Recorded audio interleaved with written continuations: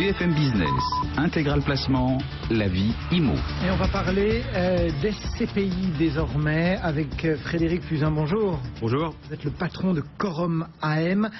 Hausse de collecte, baisse de performance sont les deux avant-goûts que vous m'avez livrés hier. Pourquoi est-ce que ça se passe comme ça?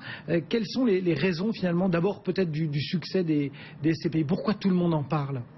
Ouais, la SCPI a beaucoup de qualités. La première d'entre elles, c'est qu'elle est investie dans un actif tangible, qui est l'immobilier, avec des locataires donc, qui sont les occupants, qui sont des entreprises de l'économie réelle, donc qui assurent des revenus réguliers. Et puis on a un couple risque-rendement qui est relativement aussi intéressant. On n'a pas la volatilité de la bourse, on est plutôt sur du long terme. Donc on est dans ce qu'on appelle la pierre. Et évidemment, il y a un côté psychologique qui est très rassurant. Et aujourd'hui, dans un monde à taux négatif, on se dit que voilà, un peu de rendement, un petit peu d'actifs tangibles, c'est un cocktail agréable? Oui, c'est un cocktail qui est de nature à rassurer. Et puis, historiquement, on a une progression de la valeur des parts depuis 2009, qui est de l'ordre de 9% sur les SCPI d'immobilier d'entreprise. Donc, malgré tout, on a ce qu'on appelle les taux de vacances, les taux d'occupation des immeubles qui restent constants, des loyers aussi qui restent constants. Donc, vous l'avez compris, des parts qui sont en légère augmentation, des revenus qui sont constants. Donc, ça amène mécaniquement une dégradation de la rentabilité. Et pourquoi est-ce que, justement, on a cette érosion, on va dire, cette douce érosion qui se dessine sur cette rentabilité? C'est inquiétant ou c'est un phénomène finalement qu'on avait prévu, quantifié, qu'on sait mesurer? Non, je pense que si on prend un peu de recul par rapport au marché immobilier, on voit qu'il y a donc des taux qui sont très bas, historiquement très bas pour les raisons qu'on connaît et qui sont assez débattues aujourd'hui. On a toutes les stratégies des banques centrales qui consistent à racheter des actifs à travers ce qu'on appelle le quantitative easing. Donc tout ça, ça amène une masse d'argent et cette masse d'argent, eh bien aujourd'hui, on la retrouve en partie sur l'immobilier, immobilier européen, immobilier français, immobilier parisien.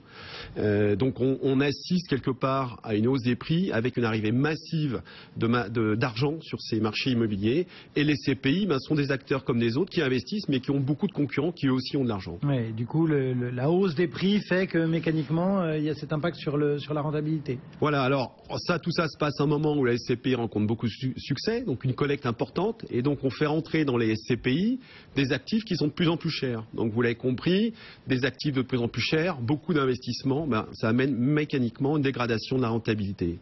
Le prix des actifs qui augmente, c'est la conséquence unique et identifiée du quantitative easing, ou il y a d'autres explications qui entrent aussi en ligne de compte? Non, je pense qu'on est vraiment sur cet afflux de masse monétaire, c'est cet afflux d'argent, cette espèce de tsunami aujourd'hui sur les marchés. Alors le marché français, il en souffre plus particulièrement parce que c'est un marché qui attire, qui a beaucoup de qualité. Et évidemment, il y a une forme d'inflation des prix et au moment où les SCPI arrivent également, elles, pour investir avec beaucoup d'argent. Donc il y a un rapport entre SCPI, quantitative easing, hausse des prix, baisse des rendements, méchant ou joli cocktail? Oui, alors ce qu'on peut dire, c'est que les SCPI ont ce succès qui rassure avec la pierre, mais d'un autre côté, on voit bien qu'elles sont un petit peu victimes de leur succès à un moment où le marché immobilier est très cher. Ça pourrait s'inverser? Est-ce que cette espèce de rapport entre baisse des taux d'intérêt, baisse des rendements, hausse de prix, ça pourrait aussi marcher dans le sens inverse et donc bénéficier finalement au fur et à mesure? Oui, alors malheureusement, ces effets ils sont assez mécaniques. C'est-à-dire que ce qui profite à l'instant T avec une hausse de la valeur immobilière, dont ont profité les SCPI, et donc qui explique une partie de la hausse des valeurs de part, puisqu'aujourd'hui le patrimoine des SCPI qui était ancien s'est apprécié, il peut aussi marcher dans l'autre sens. C'est-à-dire qu'on comprend bien que si du jour au lendemain les taux remontaient, et ça on peut en débattre pendant longtemps, mais si d'aventure les taux remontaient, eh bien de façon assez mécanique, les prix de l'immobilier baisseraient. Dans l'intervalle, qu'est-ce qu'il faut faire, entre guillemets, dans ce monde des SCPI? Ça veut dire qu'il faudrait qu'elles arrêtent de collecter, qu'elles se ferment comme le font, par exemple, certains OPCVM? Oui, alors je crois qu'il y a deux écoles. Il y a ce que je vais appeler la politique de l'autruche qui consiste à dire écoutez, tout va bien, Paris sera toujours Paris et après tout on paye ses actifs chers mais Paris le vaut bien. Ça c'est une façon de voir les choses. Il y a une autre façon qui consiste peut-être un peu prudent, à surtout pas mettre ses œufs dans le même panier. Donc par exemple, investir en France, c'est bien, mais il faut peut-être aussi se diversifier. L'Allemagne aussi est un autre pays très cher qui subit la pression inflationniste. Mais il y a d'autres pays en Europe qui offrent encore des opportunités. Et puis peut-être avoir un peu de discernement sur le niveau de collecte et être attentif à faire en sorte qu'on ait une bonne corrélation entre les investissements dans lesquels on peut décemment faire entrer une SCPI et puis le volume de la collecte, donc des épargnants qu'on va attirer sur ces investissements. Bon, vous nous dites qu'il y a deux écoles, mais ça c'est bien, c'est la position de l'observateur, de l'arbitre, facile. Mais chez Quorum AM, on se situe plutôt dans quel camp ?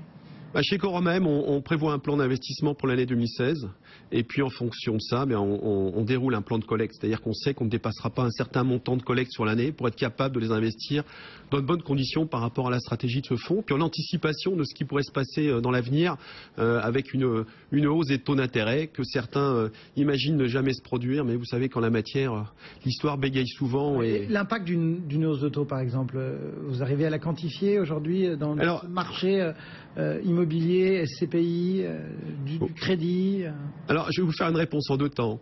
La première partie de la réponse, c'est qu'aujourd'hui, les investisseurs raisonnent par rapport à ce qu'on appelle un spread de taux, c'est-à-dire que l'écart entre les rendements immobiliers et les placements monétaires long terme. Voilà. Le spread aujourd'hui, l'écart, il est presque de 4%, 400 points de base. Historiquement, c'est un des écarts les plus élevés qu'il y ait jamais eu. Ce qu'on peut dire, c'est que mécaniquement, si vous achetez à 4% aujourd'hui avec des taux qui sont proches de zéro, si demain matin les taux remontaient à 1%, ce que vous avez acheté sur un prix de 4% vaudrait plus que 5%.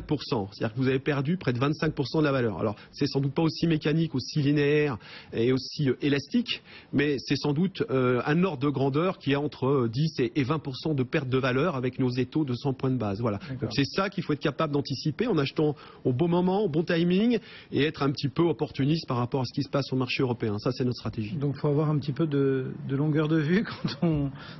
faut être capable de débarquer avec ses pétrodollars. Oui, je crois que l'épargnant réservé à une catégorie. Non. L'épargnant français, il ne va pas vivre le marché immobilier comme un investisseur du Proche ou du Moyen-Orient. C'est pas un Qatari. C'est pas non plus une banque, une compagnie d'assurance qui sera recapitalisée au cas où il y a un problème. On voit pas 40 ans. Je pense que l'épargnant, il va regarder à 10-15 ans. Et c'est dans ce contexte-là qu'il faut être, avec mesure, capable d'anticiper les cycles. Aujourd'hui, on est, de mon point de vue, dans un cycle haut et quasiment au plus haut historique qu'on n'ait jamais eu. On a un écart avec les taux des placements monétaires qui est très fort. On a des taux monétaires qui sont très faibles. Donc, la conséquence d'une hausse des taux, elle est quasi immédiate, comme je vous l'ai expliqué, et donc il faut avoir énormément d'anticipation sur ce qui pourrait se passer avec une hausse des taux. Donc aujourd'hui, votre plan, c'est collecter de façon raisonnable et diversifier un petit peu ses placements. Voilà, et même rentrer dans une stratégie de cession. On profite des très bons marchés. On a par exemple acheté des affaires en Espagne, au Portugal, il y a 2, 3 ou 4 ans. On les a achetées au plus bas du marché. Aujourd'hui, ces marchés sont complètement retournés. Ils ont retrouvé la couleur de avant la crise des subprimes. Et on est en train d'arbitrer ces actifs pour cristalliser les valeurs. Voilà, ça aussi, ça fait partie de la stratégie. Merci pour ce regard sur ce marché des SCPI pour Quorum AM. C'était Frédéric Puzin, son président. Bonne journée. Merci. Et à très bientôt sur le plateau de BFM Business.